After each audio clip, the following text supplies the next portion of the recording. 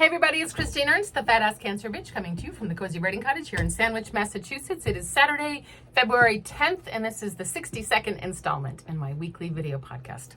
Thank you so much for tuning in. You can find me all my content on YouTube, Christine Ernst, FACB on YouTube, also here on Facebook, also Instagram, and I'll figure out TikTok one of these days, and maybe something will go viral.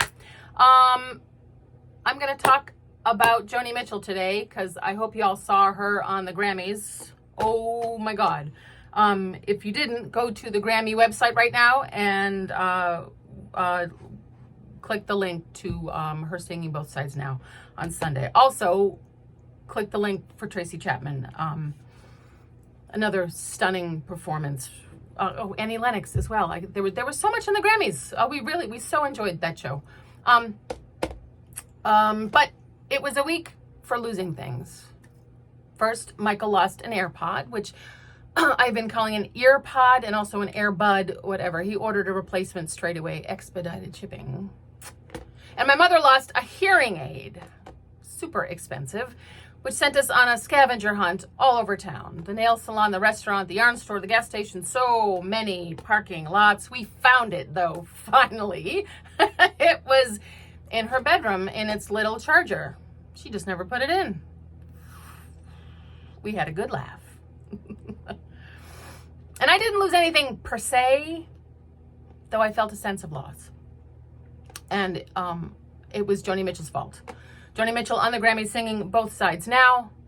Holy shit, made me cry, made me sad, made me think of myself at 14 learning that song on the guitar. I can still see the sheet music. It was pink. The whole cover, the font was pink. The photo of Joni was pink, her hands raised, about to push the hair off her face.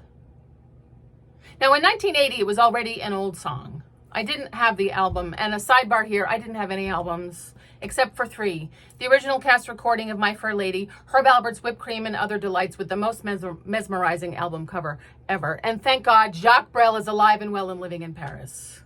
And I must mention the 4 8-track cassettes we had because my mother signed up for Columbia House and didn't return them on time. 3 Dog Night's greatest hits.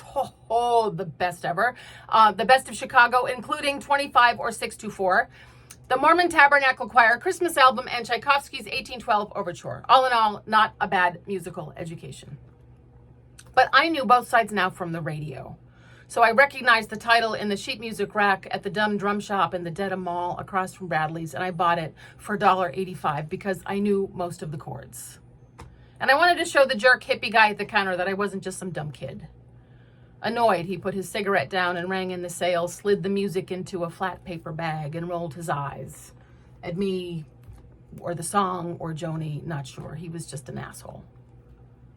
Becky and I learned it together. Me on guitar and melody, Beck with her always perfect alto harmony. I still don't know how she did that.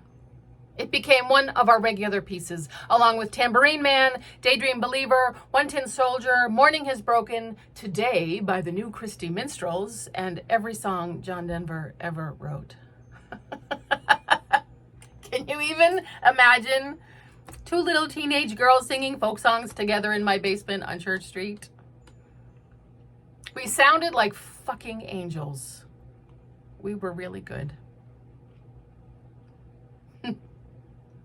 We sang for our friends, mostly Lori and Gail and Renee, Robin and Jennifer and Leanne. Sleepovers in my basement, singing sad songs and reading horoscopes and imagining our futures. Becky and I stopped singing together for whatever dumb reason later in high school. Becky went punk, all Ramones and asymmetrical haircuts. I discovered show tunes and put down my guitar and played piano instead. Then, somewhat unbelievably, 43 years happened, and I found myself watching Joni Mitchell at 80, singing Both Sides Now on the Grammys. She wrote it when she was 23 in 1966, the year that I was born. Did she imagine singing this song for the rest of her life?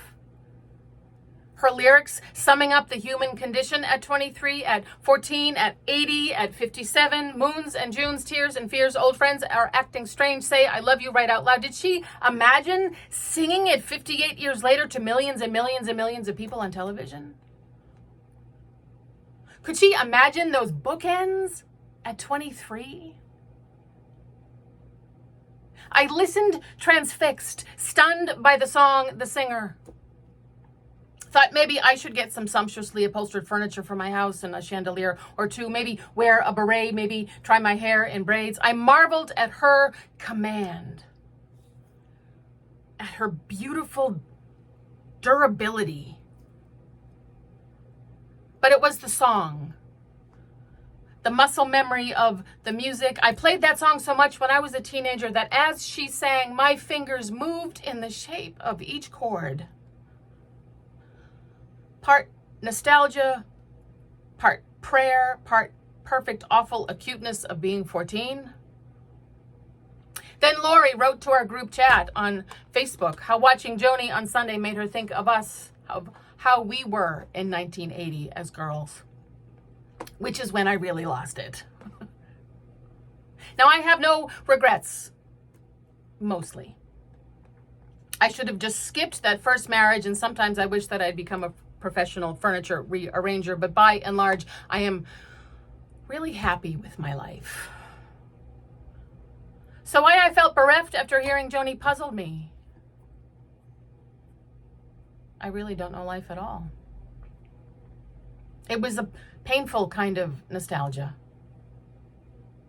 The word nostalgia from the Greek words for homecoming, nostos, and sorrow, algos.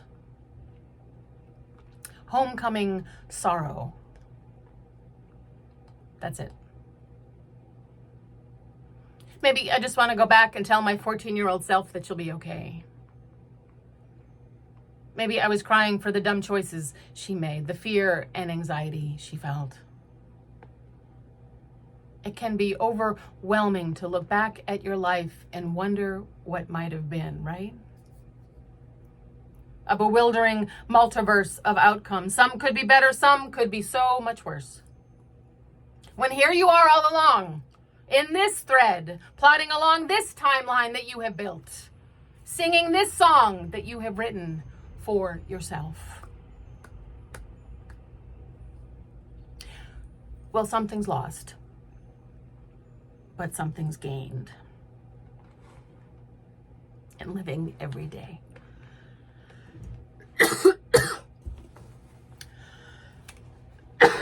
Excuse me. Wow. So if you haven't seen it, I urge you to go to the site to watch it.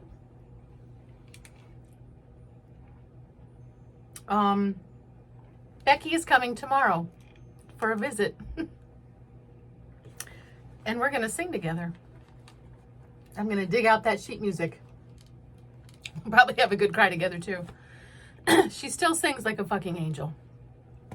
Me, not so much, but it will be good for us to put our voices together again after all this time. So go have a fine Saturday. Say I love you right out loud. Not bad advice.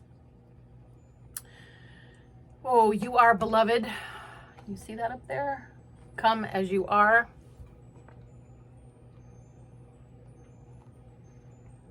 Have a beautiful week. Happy Valentine's Day. I hope you get some chocolate. We're just at the end of our holiday chocolate, so it's just in time to replenish our stash of Whitman samplers.